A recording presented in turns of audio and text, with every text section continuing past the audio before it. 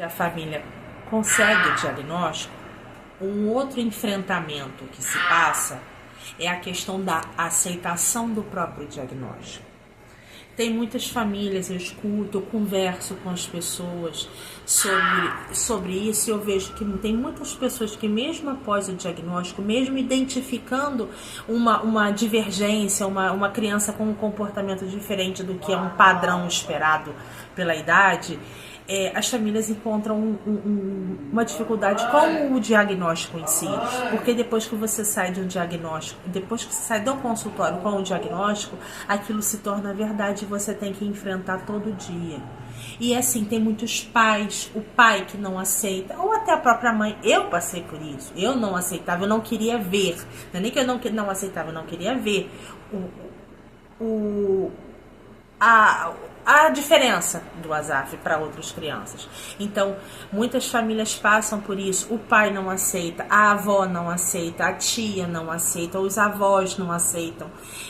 Sempre tem alguém que não aceita, que vai debater aquele diagnóstico, que vai militar contra, de forma a impedir a evolução, a sua evolução, porque querendo ou não, passa a ser um novo trajeto com aquela criança.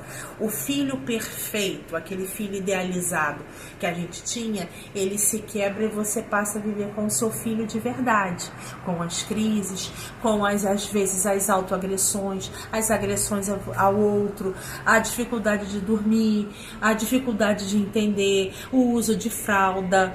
Então, você passa a conviver com essa outra criança. E muitas famílias não querem conviver com essa criança, não aceitam, não entendem.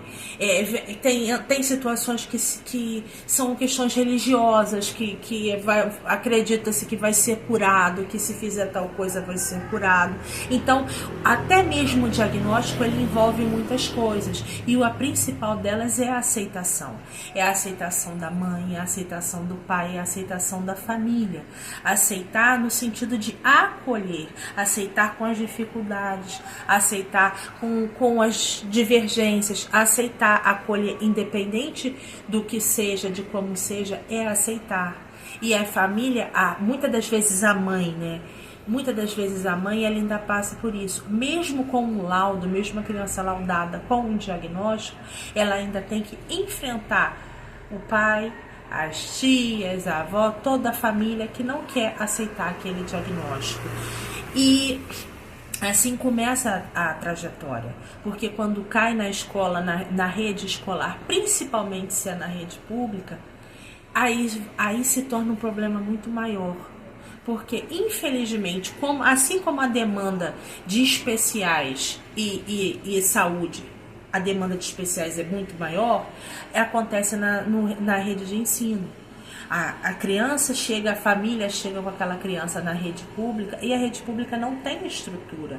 Na grande maioria das vezes nem é particular, porque a particular, ela muitas das vezes ela quer cobrar mais caro para inserir o seu filho. Ou nem cobra, ele vai ficar dentro do colégio como se ele fosse um tijolo, como se ele fosse uma cadeira. Ele não vai ser efetivamente inserido. Então, a escola passa a fazer de tudo para tirar aquela criança. Aquela criança passa a ser vista como um aluno problema. E estou falando por experiência própria. Já passei por essa situação de, quando ele era menor, de pedir que se retirasse ele até que ele estivesse medicado para voltar com ele para a escola. Então foi um baque para mim muito grande passar por isso. E muitas famílias passam. A não aceitação, a exclusão desse aluno, ela se dá de diversas maneiras. E não aceitar um comportamento, vai um bilhetinho, ó, fulano tá gritando, tá atrapalhando a aula. A primeira coisa que esse aluno atípico precisa é de um cuidador, de um mediador. Que o cuidador, ele cuida como uma mãe, o mediador, ele ensina. Ele vai ser um professor como um professor particular. E a escola, ela não tem, seja porque ela não tem estrutura para fornecer essas pessoas, ou ela não quer fornecer porque tem custo.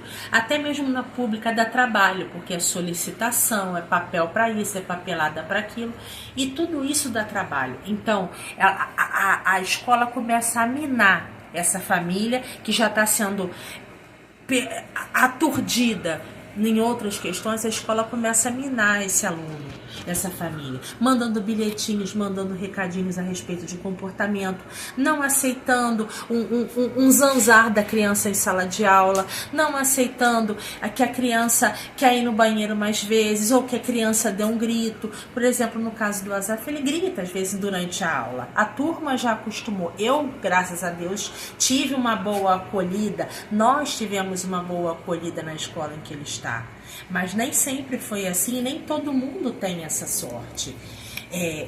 Tem casos que quando o aluno começa a não querer ir para a escola escola trata logo de expulsar aquele aluno. Ela não procura saber, por mais que os pais procurem avisar, comunicar das situações, a escola não aceita. Então ela entra naquele processo de tirar o aluno, de excluir o aluno literalmente, seja por excesso de faltas, seja por excesso de mau comportamento, do que eles consideram um mau comportamento.